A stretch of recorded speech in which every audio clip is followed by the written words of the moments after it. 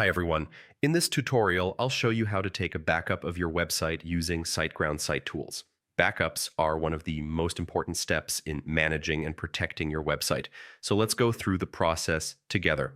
First, log in to your Siteground account from the homepage.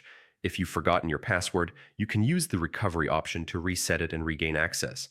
Once logged in, head over to the My Siteground account dashboard and open the Websites section. From there, choose the website you'd like to back up. Next, click on Site Tools for that website. Site Tools is where you'll manage configurations, security, and backups. In the left-hand menu, go to Security and then select Backups. This section is dedicated to creating and managing your backups. To create a new backup, click the Create Backup button, confirm your action, and then wait for the process to finish. Be patient and try not to make any changes to your site while the backup is running. This ensures the data is captured accurately.